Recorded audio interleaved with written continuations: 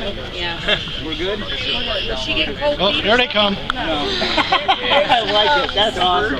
I'm going to use that later this I feel like this is more mine than it is hers. The peacock is out of the cage. Good job. Good job. All right, Hallie, pick a color. Candles.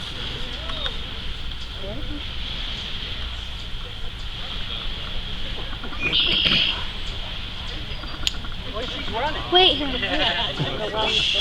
I'm sorry. A little bit so I can get you walking down the thing. Noel.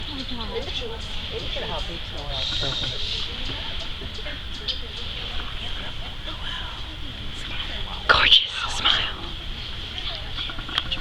Here comes Dan.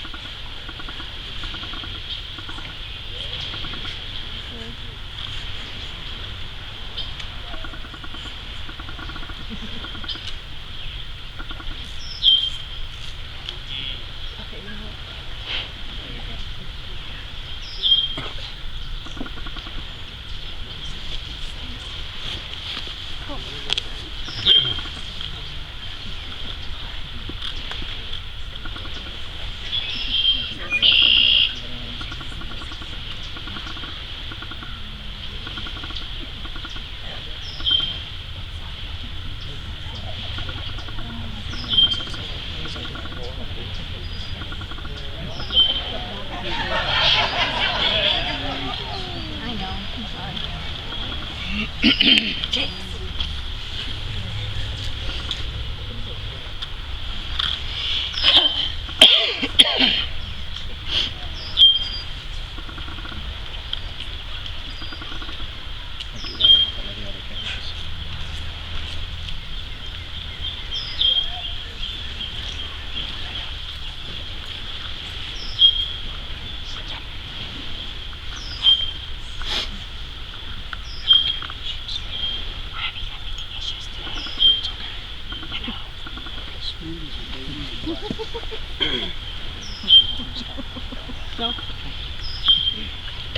Good relationships never stop growing. Like fine wine, they get better with age. Richard and Beth have now been married 13 years. Through all the years of their journey, they have now come to this beautiful setting so that you, beloved family and friends, could share this day with them. As they reaffirm their commitment of love for each other. As their witnesses, do you promise to do your part by always showing support of the promises they've made to each other? Yes. Yes. Didn't get a real good response there. I said yes. Me too. Richard and Beth, each love story has a beginning, and yours started the night you first met. Beth, you had been out with Richard's older son Steve and a group of their friends. You went back to Steve and Richard's house to watch TV. It was about 3 a.m. Steve walked in the house first. He said hi to his dad and had you and his friends follow. Richard was standing stark naked in the hallway. That got her.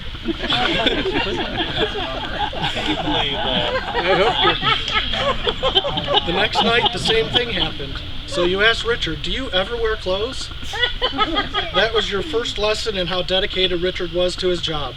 He was up every night, 365 days a year, to work on the paper route for the plain dealer.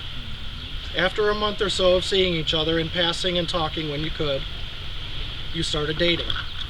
You didn't know how to approach your family with the fact that your new boyfriend was 26 years your senior.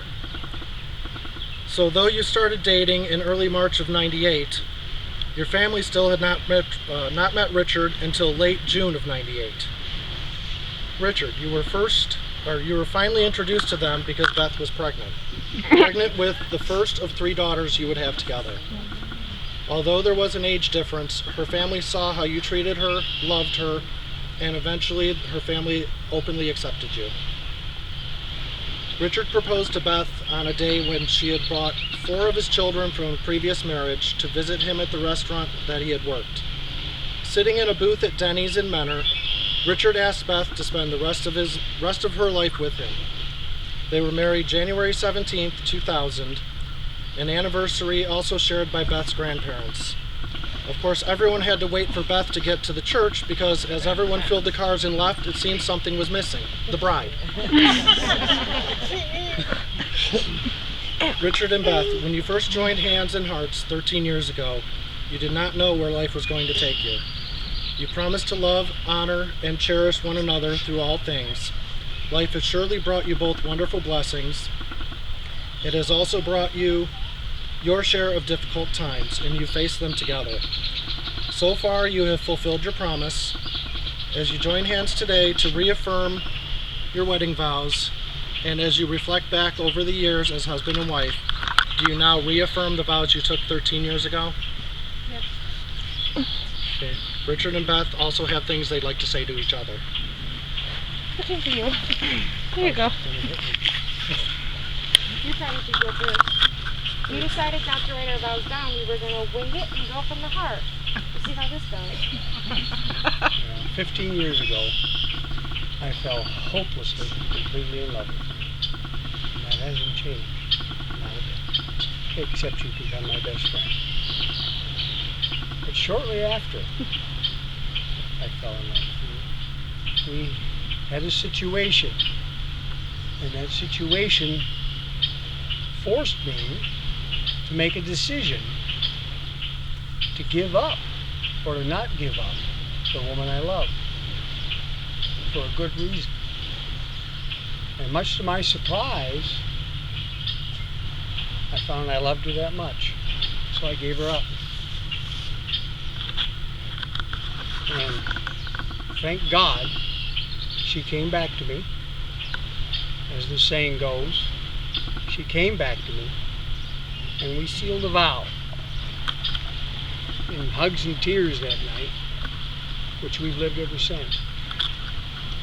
So it seemed appropriate today, since we're reaffirming our wedding vows, that we should reaffirm that vow as well. So taking heart and hand and crossing my fingers, I release you from that vow that we made together in the hopes that you will come back to me again. And I'm not going anywhere, as I said that night. You're stuck with me and here forever. For better or for worse. We've seen our fair share of worse. Really our fair share of worse. But the better makes it all worth it. And knowing that I always will have my best friend right next to me, I think they said it.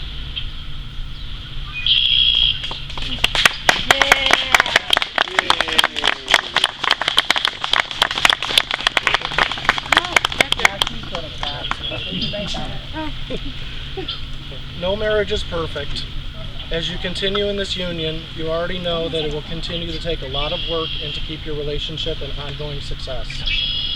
As you continue on your journey together, I offer some advice. Let your love be stronger than your anger. Remember the wisdom of compromise. It's better to bend than to break. Believe in the best of your beloved rather than the worst. Confide in your partner and ask for help when you need it. Say I love you every day. And of all your friends, your spouse is the absolute best friend you will ever have.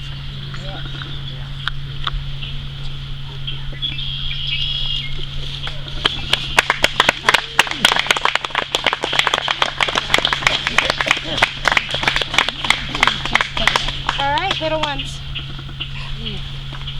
It seems like running out of time. Really? Okay. Zoe and Haley, go. Go ahead.